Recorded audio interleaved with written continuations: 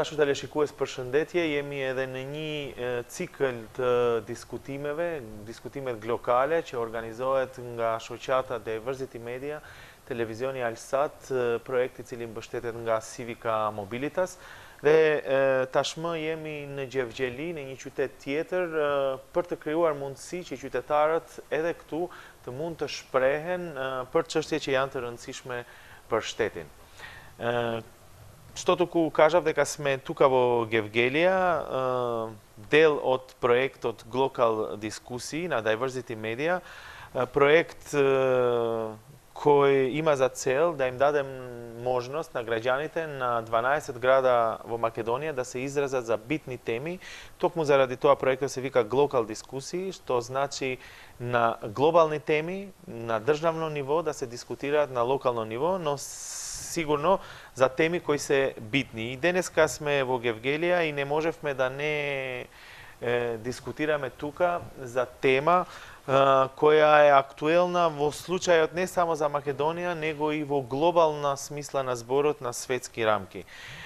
Темата ја нарековме мигрантите не се само бројка, и токму заради тоа дел од панелистите се Ленче Здравкин, хуманист, која се занимава со бегалците и мигрантите веќе од повеќе месеци, ќе ни каже за нејзиното искуство, но и колешката Сузана Мицева, која е на терен и ги покрива сите овие случувања. Прво би почнала со вас, господја Здравкин. Дали може да објасните зошто почнавте вака хумано да помагате? Која беше вашата иницијативна помисла кога ги гледавте овие луѓе?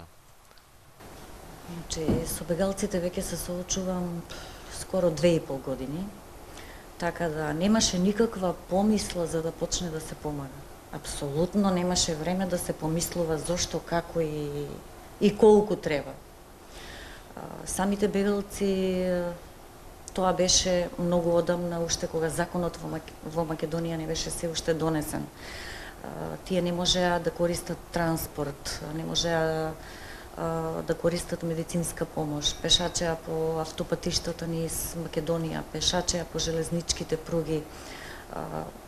Ете, се најдов јас, мојата куќа поминува во Велес покрај железничката пруга, така да бегалците беа пред мојот дом. Но од помошта што ја дававте таму, јавноста веќе го знае ова, веќе сте тука во Гевгелија и учествувате во различни акции да помагате. Зошто се решивте за такви чекови? Немаше веќе престанување со првиот ден кога се донесе законот и кога бегалците веќе се стационираа на железничката станица во Гевгелија. Јас од Велес следниот ден се префрли во Гевгелија.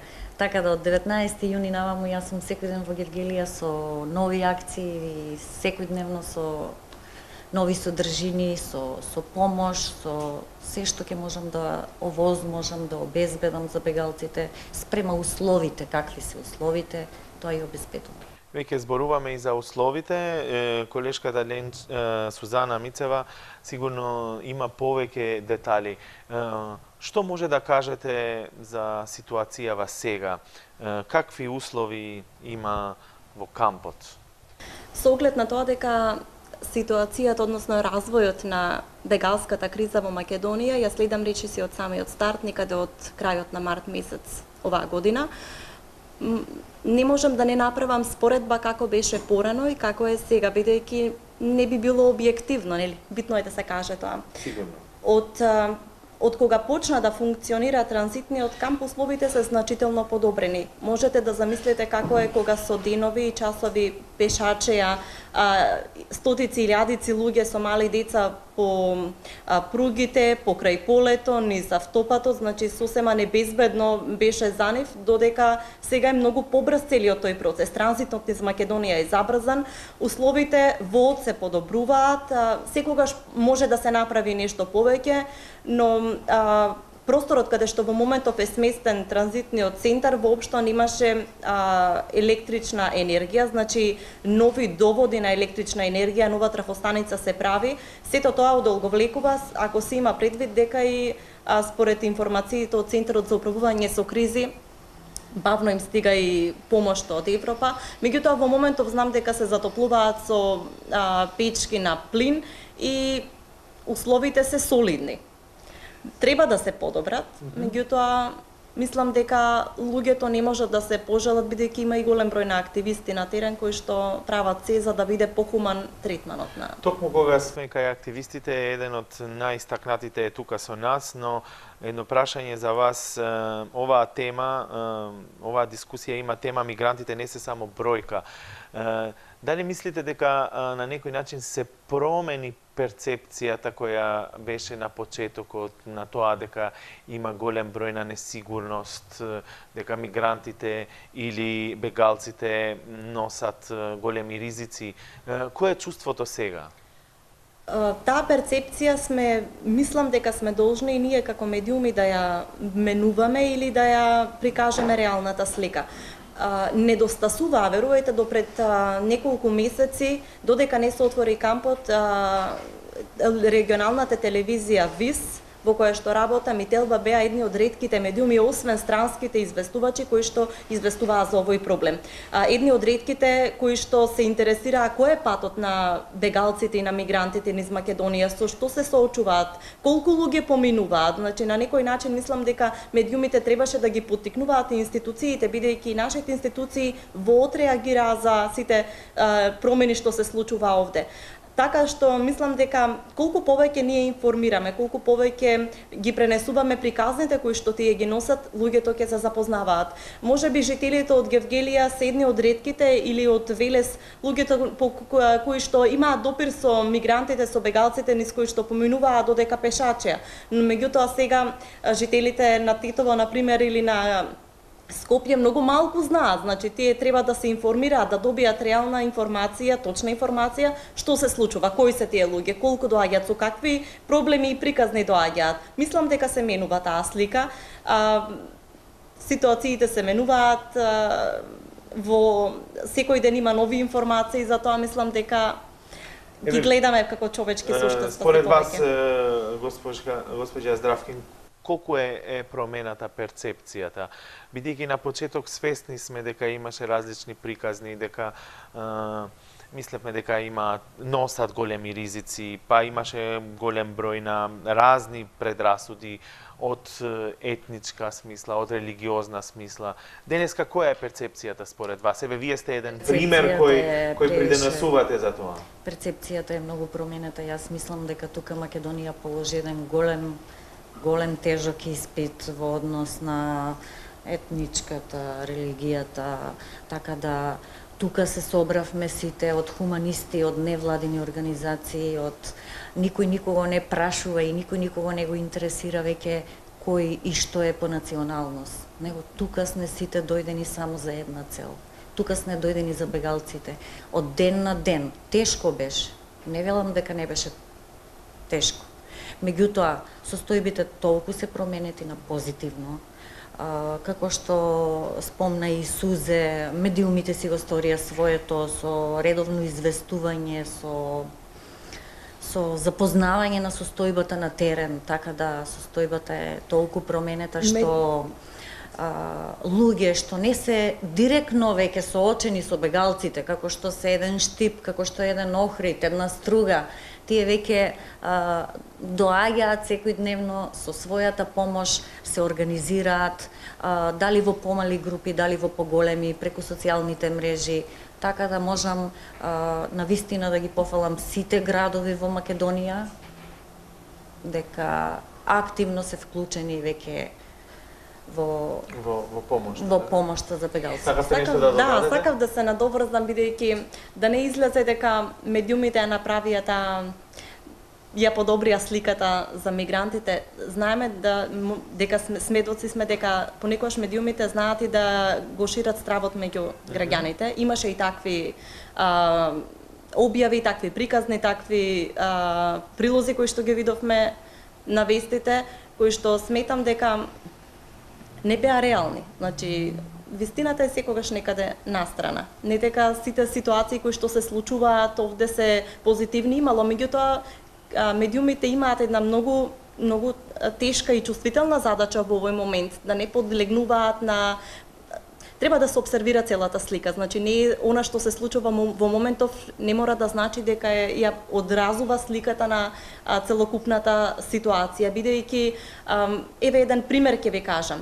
Мислам дека имаше во неколку наврати се оценуваше бруталноста на полицијата, а ние бевме новинарите кои што секој ден ја следеа ситуацијата, беа сведоци дека истите тие полицајци ја делеа својата храна, својата вода со бегалците, со мигрантите, сочувствуваа со нив, помагаа на изнемоштените, ги носеа во болница и во моменти кога ќе пристигне новинар кој што не ја следел ситуацијата и ги фаќа кога тие се обидуваат да ги тргнат настрана луѓето кои што по секоја цена сакат да влезат, ние ги разбираме и нив, нели? Треба да се разберат дека можеби со денови чекале на граница и се изнемоштени и веќе нивното трпение е при крај. Меѓутоа не е реална и сликата дека полицијата ги малтретира. Значи многу е чувствителна сета ова ситуација и треба со доза на резерва да се примаат информациите, да не се Ајде изврзува. да ве прашувам по-конкретно за вашето искуство со луѓето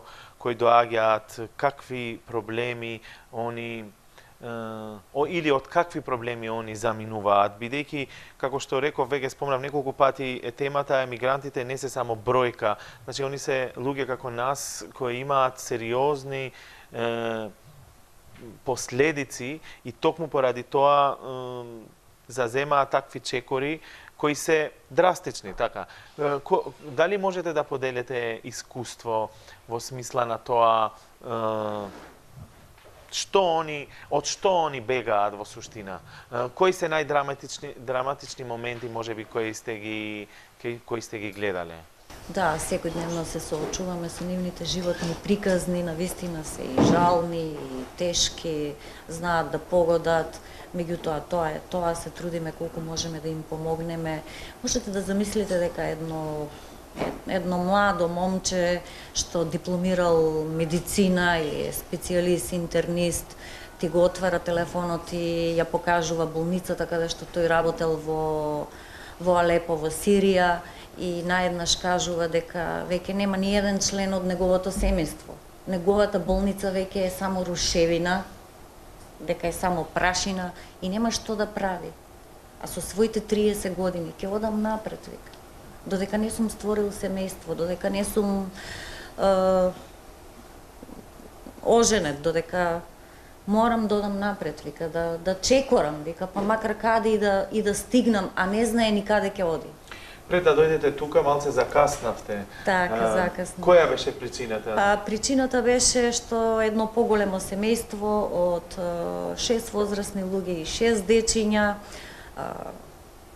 една е страшна приказна, патувале со бродот, со чамците што ги пренесуваат, додека патувале во канџите на криумчарите, веќе еднаш го платиле патувањето, на среде море им се побарани повторно пари, затоа што им рекле дека ќе ги превртат со чамецот, и луѓето ги извадиле повторно останатиот дел од парите што ги имале да ги платат само да останат здрави и живи. Дојдени се од вчера во кампот, немаат пари да го продолжат патувањето. И така да сега мораше да ја решиме состојбата, да им помогнеме, на дел од нив со пари, дел да со железницата да се обидеме да превезат неколку души до северната граница, така да на крајот кога се качија во возот толку беа срекни што ете и без пари успеа да се качат, што солзи им течеа на возрастните, децата мафтаа, така да јас закаснив на вистина, извинете ме, меѓутоа сепак сум среќна што Ја ве прашав токму заради тоа, бидејќи знаев дека има причина за вашето закаснување, но еве да се сподели и да се даде таа хумана димензија. Како новинар, Сузана, кога сте таму, колку вакви случаеви гледате дневно? Ми спомнавте пред да почне дискусијата дека слушнавте или видовте едно многу мало, да кажам, новороденче. Пред да дојдам овде во објектот на УНИЦЕФ имаше бебе од 13 дена дојдено од Авганистан. Неговото семејство беше. Како новинар морам да внимавам на извештаите, меѓутоа во оваа емисија можам да кажам дека е потресно да се гледаат малите деца, родилките, изнемоштените лица, како го минуваат тој пат. Меѓу нив сите се луѓе, нели, како што меѓу нас има со полесни, со потешки карактери, со навики и сваќања, има и меѓу нив. Значи имаше приказна која што ја објавувавме пред некој месец за момче од Сирија, кое што патувало со другарите, го ограбиле, го претепале и го оставиле некаде околу блиското село овде, Пирава. Локалните жители го гледаа 1-2 недели. Значи го хранеа, го облекоа, му купија велосипед и мобилен телефон и по некое време им се јави од Минхен, од Германија. Тоа беше, значи, периодот пред законот за азил да биде променет. Значи, кога се уште беа илегално, жителите се изложија на некој начин на ризик, бидејќи кај нас беше нелегално да се прими илегален државјанин во земјата. Така да има секакви приказни, значи понекогаш тие дел од несреќите си ги приредуваат и сами. Дел од најтешките приказни кои што јас како новинар ги имам снимено и прикажано на телевизија се токму до 19 јуни. Имаше луѓе кои што тврдеа дека мешана македонска-албанска мафија и од нивните државјани од Пакистан, од Мароко, од Сирија, дека ги ограбуваат овде. Снимив семејства кои што им беа киднапирани жените и децата. Значи беше навистина тешки приказни покрај почетната мака која што ги натерала на пат.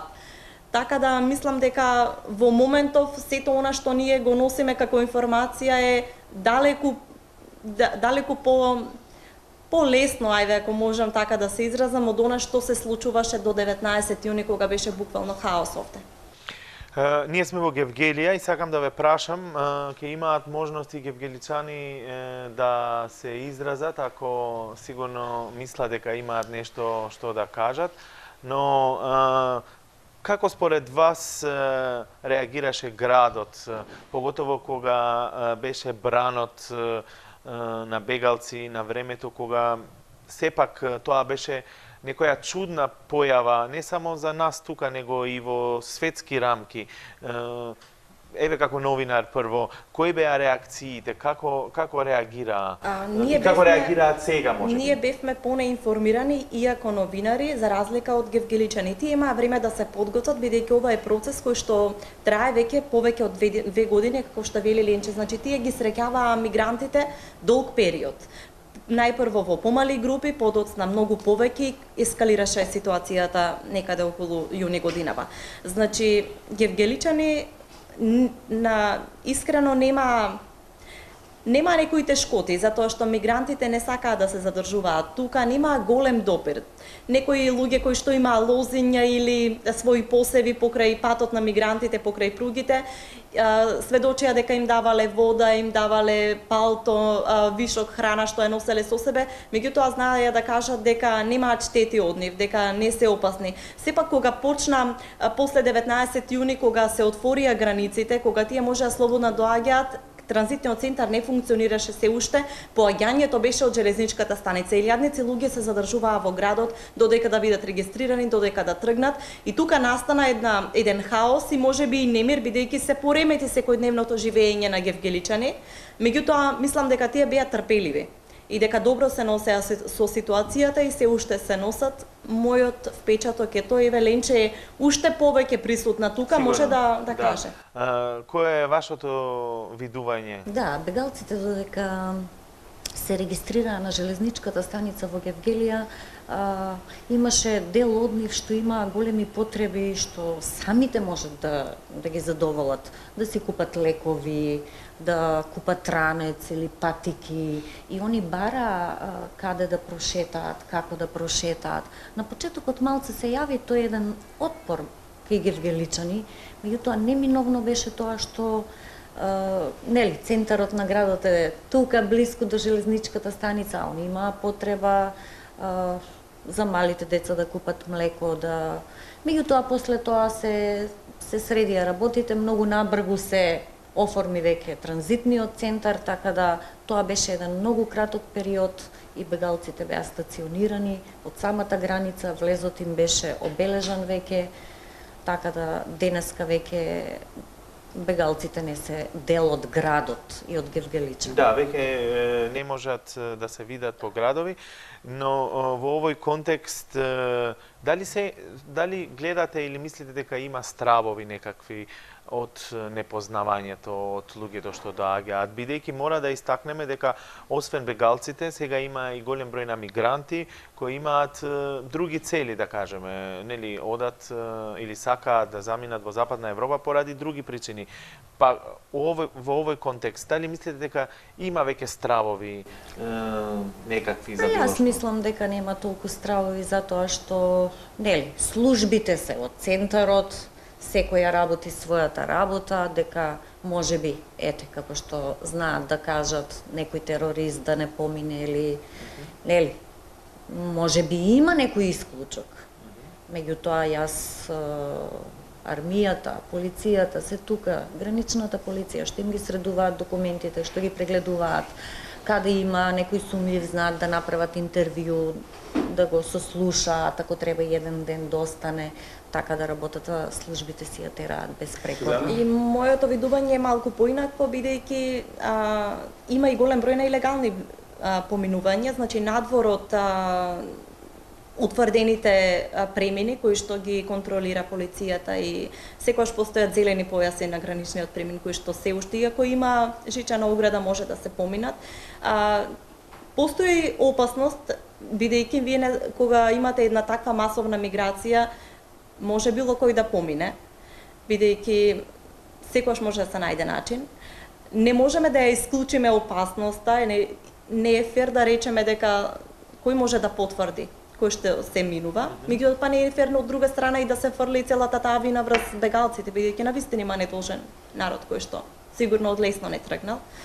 Не би можела да ги оценам ниту мигрантите кои што ги квалификуваа како економски, не ја знаеме и нивната приказна, кои со каква, има голем дел што сум интервјуирала и сакам да верувам дека е така, дека имаат од политички причини, дека бегаат, дека живеат во земји со тоталитарен режим власт, така да многу е деликатна целата таа ситуација, и ако зборуваме реално, тогаш треба да побараме малку поголеми одговори и одговорност не само од нашата држава, туку и од Европа, бидејќи сепак надворишните европски граници не се доволно обезбедени. Фронтекс доцни, се бараше в Македонија веќе колку пати побара да дојде тоа дополнително обезбедување и помош при регистрацијата, се уште не се распоредени на јужната граница. Прво Грција имаше отпор, потоа се согласи, меѓутоа тие сега самите не можат да се организираат, најверојатно. Така да многу е комплексен проблемот. Еве, по кој пат ќе ја повториме глобален е проблемот, не е засегната една земја, така да мислам дека сите треба да се многу поорганизирани, многу побрзо да се действува за да се решаваат проблемите. Ленче Здравкин, како реагираат граѓаните кога вас ке ве гледаат? Сепак ке спомнам еден детал што вие бевте на некој начин истакнати како од првите хуманисти во Македонија што им помагаше на бегалците. Како реагираат сега граѓаните кои ги среќавате? Како реагираат гевгеличани? Граѓаните од мојот град најнормално реагираат и до ден денеска ја доставуваат својата помош кај мене. Затоа што тие знаат дека јас патувам секојдневно, дали со автомобил, дали со автобус и го доставувам сето тоа што они мене ми го носат. Исто така и граѓаните на Гевгелија, така, првите денови, кои си, шо си, како си, така да голем дел од гевгеличани веќе ми станаа и пријатели, и се дружиме секојдневно, и се гледаме секојдневно, така да знаат која е намерата што јас доаѓам тука, како доаѓам. Гевгелија не е голем град, сигурно сега и ти се чувствуваш како дел од градот. Така, многу пати знаеме често да се насмееме со гевгеличани и да ги прашам кога ќе ми дадете да бидам жител на Гевгелија веќе. Не се тука локалните авторитети, може би ќе презема некој таков чекор, но исто прашање, Сузана, сега според вас, бидејќи вие работите во Гевгелија, но сепак покривате еден поголем регион, имате можност да се среќавате со повеќе граѓани од други градови, но која е реакцијата сега нивна на гевгеличани и на другите за оваа проблематика? Мислењата се често поделени. Дел од граѓаните знаат да речат дека е добро што се покрива потемелно овој проблем, дека добиваат повеќе информации, дел сметат дека премногу се актуализира, дека има голем број на луѓе во незавидна положба и во Македонија, што едно со друго можеби не се поврзува, сепак ние немаме војна во државата, меѓутоа можеме да ги разбереме. Значи, мислењата секогаш ќе се поделени, луѓето секогаш ќе имаат своји ставови за тоа како ние како медиум и како новинар постапуваме. Јас се надевам дека досега дека барем дел од тоа што го работиме е објективно, дека се обидувам да ја пренесам реалната слика од теренот, од она што се случува и да допринесам не само како новинар, туку и како човек, што побрзо да се реши оваа криза, бидејќи има премногу засегнати луѓе чии што судбини се неизвестни на овој долг пат. Сигурно ние не знаеме уште колку ќе трае, и има различни најави, но тоа што може или да се констатира е сепак дека има поголема свест и се реагира веќе и институционално, не само од граѓаните како што беше во почеток. И во овој контекст, дали може да кажеме дека сепак Македонија е хумана држава, дека има хумани луѓе, бидејќи сепак случајот е многу специфичен. Доаѓаат луѓе кои не се од овие краешта, значи имаат различни обичаи, се тотално од различни етнички групи кои можеби не сме помислиле дека некогаш ќе ги видиме. Дали може да кажеме дека Македонија е хумана? Еве како што спомна пред малце Ленче Здравкин, таму во кампот доаѓаат од сите етнички заедници тука од Македонија да им помагаат на сите тие други. Може ли да се даде таа констатација? Да, Македонија е повеќе од хумана земја, не само сега со бегалската криза. Од секогаш Македонија умеела тоа да го направи, иако мала по површина, меѓутоа со големо срце, една земја што секогаш знае да ги пречека и да ги испрати и така натаму. Јас доста бев изненадена на самиот почеток на кризата, кога веќе слушнаа луѓето што работам и како работам, нашите што се наоѓаат секаде по светот, кога почнаа да се јавуваат, да обезбедуваат, да се организираат. Ако еден дел од моето семејство, моја фамилија се наоѓаат во Америка, они веќе на другиот дел од семејството им се јавиле по телефон или комуницираат и организираат што треба да се купи, како да се купи, и наеднаш доаѓаат кај мене, носат цели коли или цели приколки со храна, со облека, со се што е потребно. Така да македонскиот народ можам да кажам дека е хуманен.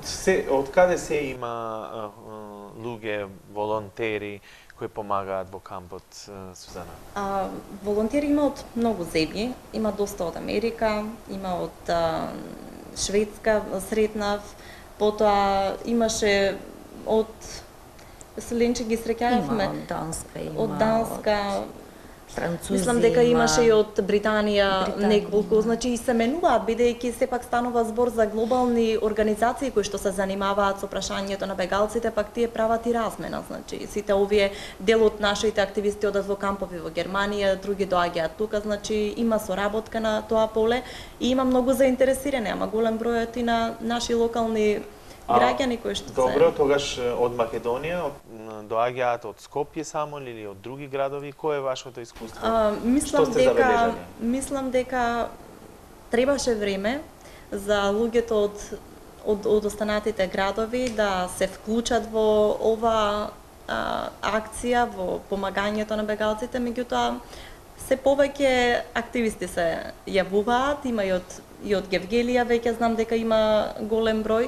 Да. Меѓутоа, да не им ја забораваме и таа непосредна помош која што гевгеличани и луѓето од околните места ја дава без некој да им ја побара, која што ги гледаа луѓето како транзитираат, како патуваат покрај Македонија. Добро, пред да завршиме можеби со некои други прашања, би сакал да прашам дали од публиката има можеби некој да констатира нешто или да поставува некое прашање за темата која ја дискутираме тука. Да се представам, јас сум училишен психолог од Средното општинско училиште Јосиф Јосифовски овде од Гевгелија. Се викам Светлана Митровска и внимателно го следев ова што вие го зборевте и за поздравување оваа средба што имаме тука. Жално е што нема присутни други од граѓаните или издруженија. Збориме за нешто што е многу болно, многу тешко, што едноставно предизвикува силни чувства, тажни чувства. Значи, оваа гледка не го остава никој рамнодушен и затоа понекогаш кога збориме за хуманноста, збориме и за човечноста, што носиме секој во нас, без оглед на тоа какви информации доаѓаат од медиумите, дали и колку биле ангажирани, како се перцепирале нештата, како се интерпретирале, што во очите на граѓаните било презентирано. Еве да кажеме, преку интернет имаме доста информации, од кои што и младите ние ја следиме оваа ситуација, која што е веќе во светски размери, која што опфаќа една не само социјална, економска и друга, да кажам, политика или проблематика или нешто што го менува буквално светот. Само можам да констатирам дека со овие човечки судбини некој можеби и профитирал, за жал, не можеме да го избегнеме тоа, меѓутоа голем број од оваа популација, население во Гевгелија, имаше и организирани и индивидуални пристапи во делот на хуманитарна помош. Еве јас како психолог, например, сум засегната колку па психолошката помош, која е психичката поддршка, да кажеме, со тие луѓе кои што се травматизирани, како тоа функционира овде во камповите, бидејќи гледаме дека во материјалниот дел, да кажеме во храна, во лекови, козметика и така натаму, хигиенски препарати, еве условите се подобруваат. Гледам дека тоа функционира, иако со една голема забелешка и критика до Европа, која што ја остави на некој начин Македонија на почетокот сама да се справува, оно што вие го спомнавте дека бил тежок патот, првично имаше и жртви и секакви трагични судбини. Факт е дека Македонија беше оставена сама да се справува. Европа, слободно ќе кажем дека касни со незиното сценарио како да се канализира ова уште од Турција, да кажем, каде што е некоја прва држава на удар од оваа миграција. И дали ова сценарио што сега Европа го направи ново, што ќе дава, да кажем, помош, финансиска помош и секаква и во човечки ресурси, ќе остане доследни, ќе го спроведе целосно тоа сценарио. Ете ми се вртат тие прашања мене како граѓанини, како не само на Гевгелија, на Република Македонија, како човек на овој континент, кој што сите се прашуваме која е крајната дестинација, што ќе биде, како ќе биде, толку е некако нејасно, понекогаш и конфузно. Меѓутоа, тоа не ги прави луѓето да не бидат хумани или да имат некакви предрасуди. Во овие тешки моменти нема предрасуди. Сега прашањето ми беше како се справувате со психичката поддршка на луѓето кои што се травматизирани, кои што исто многу значи освен ова материјалната. Слободан Митровиќ, тим лидер на тимовите кои што се ангажирани во кампот. Јас би сакал како присутен овдека, представник, да кажам, еден од најхуманите индивидуалци кои што се во акцијата, како што и самата каже господја Ленче Здравкин, како и вашата колешка во однос на медиумите, што имам забележано секогаш искрен и реален пристап од нивна страна во однос на работата, желба за искрена помош, желба за споделување на искрени информации, секоја чест за ангажираност од самиот почеток на господја Ленче, како што реков, и на сите оние хумани граѓани кои што индивидуално или преку секоја организација успеале да придонесат со цел да го олеснат на патување на лицата кои што транзитираат низ нашата држава. Би сакал само да прашам едно прашање и до господја Ленче и до господја Сузана за во однос на вклучувањето од хуманитарен аспект и хуман аспект на господја Ленче, како да кажам од малку ризичен аспект кога се уште нема лицата кои што транзитираат низ Македонија се водеа како илегални лица и беше ризично секој индивидуалец што ќе проба на било кој начин да им помогне, несоодветно да биде сватен од надлежните органи. Значи, како тој предизвик го има прифатено првично во вклучување на активностите и во однос на вашата колешка Сузана, од медиумски аспект, какво е искуството во однос и критиките и реакциите на останатите во однос на споделување на, да кажам, релевантни информации кои што се случуваат на терен. Благодарам. Епа, ќе продолжиме со одговорите. Еве првото прашање кое дојде од публиката е за траумите и психолошката состојба на бегалците. Кое е вашето искуство? Да, траумите се многу големи на бегалците, како на децата, така и на возрастните, меѓутоа во самиот центар има од педагози, психолози, социјални работници, така да секојдневно се работи со малите деца, со децата, со возрастните исто, од тој дел.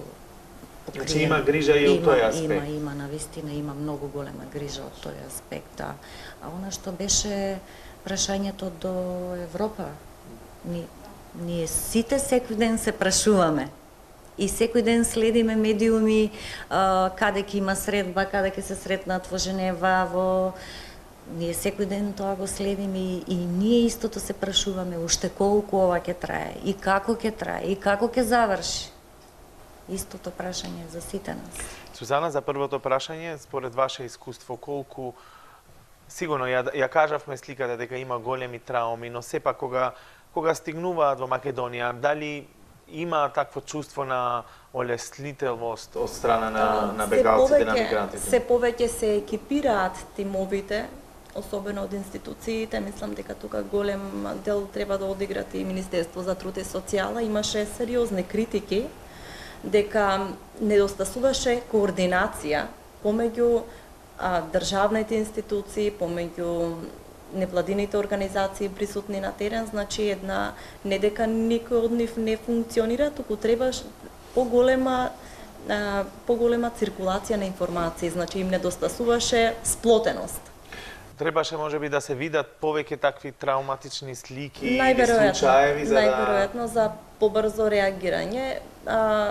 Можеби искуството го прави тоа, бидејќи сепак после долги години, ова е после 10-12 години, ова е случај овде во Македонија да се соочуваме со бегалска криза. Можеби станува збори за неискуство, за тоа да не знаат како треба да се пристапи, како да се реагира во одредена ситуација. Меѓутоа мислам дека се подобруваат условите за психичка работа, за таква помош на одредени, особено на децата и на младите кои што, бидејќи има голем дел, попат им се случуваат многу несреќи.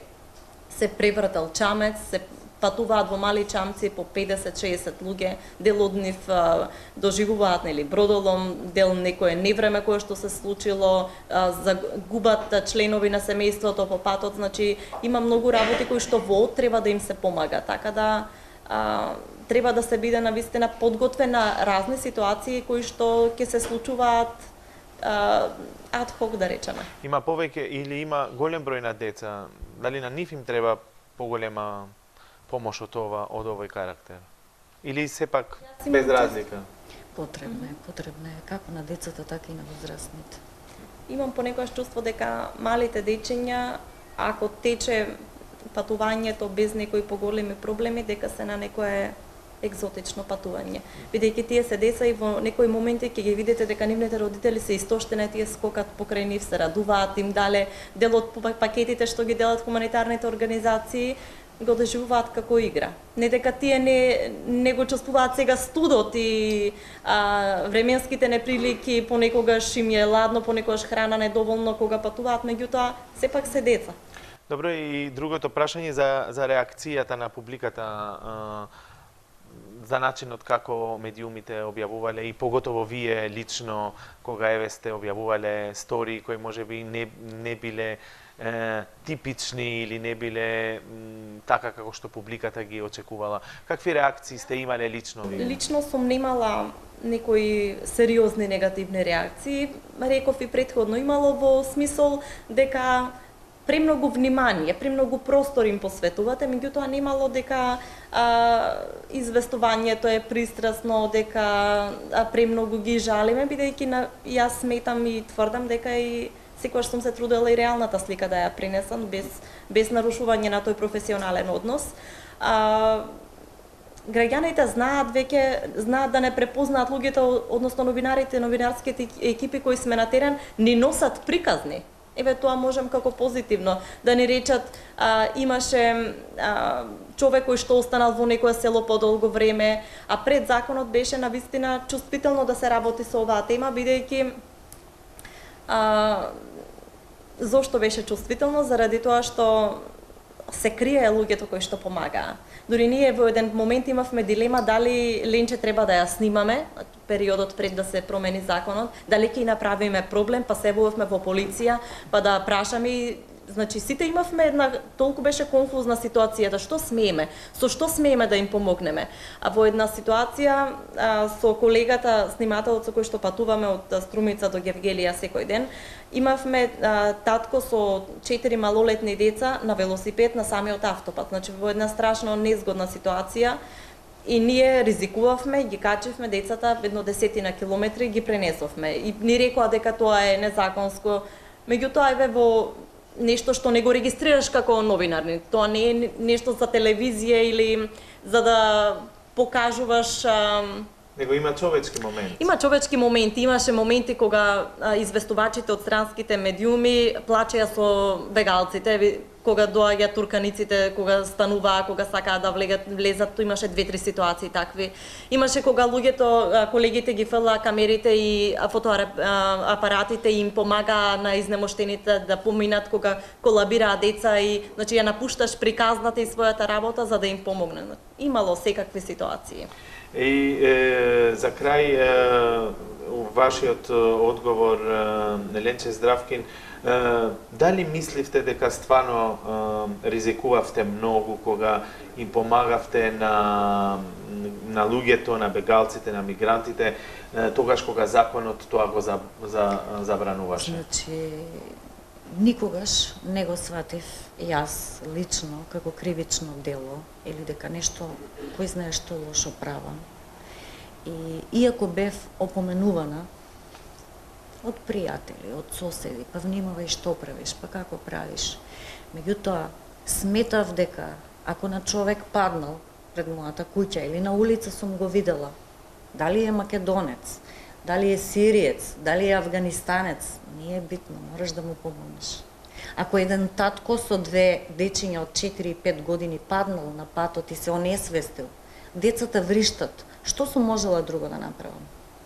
Освен да го земам и да го однесам во болница. Ако една баба во текот на ноќта додека законот не беше донесен, која тргнала со синот, со снаата и со 7-годишно внуче. Синот и снаата попати ги изгазило возот. Што би требало јас на бабата и на внучето од 7 години да направам, ако не да пружам помош? И таа баба само вели, каде јас, дали напред, дали назад. Меѓутоа, за внучето ќе чекорам напред. Така да, во ниеден момент не помислив дека правам нешто кривично дело пред се. А дали мислите дека ќе падне интересот, еве вака, на луѓето што сакаат да помагаат на институциите, на организациите, ако овој бран продолжи на ваков начин? Или сепак мислите дека ќе има исто така толку голема енергија за помош? Да, народот е енергичен за помош. Се надеваме дека со ресурси, дека ќе останеме цврсто на нози, со храна, со облека, се надеваме на помош од надвор, се надеваме на помош од секаде. Така да додека имаме помош, ние ќе стоиме на нос. Добро, институциите можеби касно реагира некако, но мојот впечаток е таков дека на почетокот беа збунети и не знаеа како да реагираат. Зборувам за пред 19 јуни и до почетокот на есента, кога веќе се види дека нема каде, дека ова е реалност и мора да се носиме со неа. Институциите, првите мои никогаш не бев одбиена за информација, но таа информација беше многу површна, нетемелна и како да чекаа да се ослободат од обврската поврзана со тоа што им јас барам некоја информација. Значи, особено полицијата, мислам дека дозволи да помине голем период, да поминат илјадници луѓе без никаква регистрација.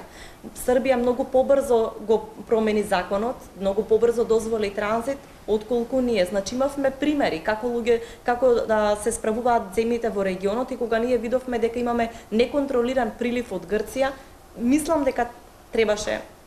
Ама сепак па од друга страна, кога ќе сватите дека во една таква ситуација, дека не Европа не прави кој знае што за да го организира и да го канализира протокот, помислам дека во моментов и добро се носи. Македонија веќе го запали црвеното светло со загинувањето на 14 млади бегалци во Велешкиот дел што загинаа. Тоа беше април.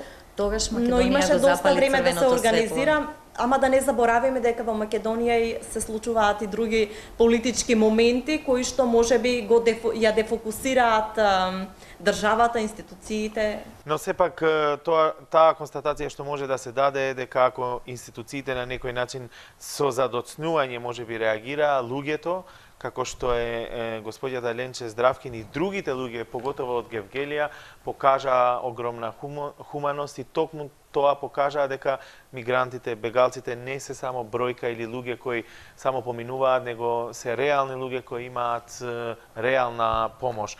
Јас би се заблагодарувам што бевте дел од проектот Глокал дискусии на Diversity Media, поддржано од Civica Mobilitas. Значи, дел од дискусијата беа панелистите Ленче Здравкин и Сузана Мицева. Докато Дашо Телешикуес и фалендероја да јувеќен дожет ката дискутим, че ерди директ nga Gjevgjelia për përshtypjet e aktivistëve, e gazetarëve, por edhe të qytetarëve për një prej sfidave më të rëndësishme jo vetëm të Maqedonisë, por sfidave më të rëndësishme globale. Deri në takimin e radhës, mirupafshim.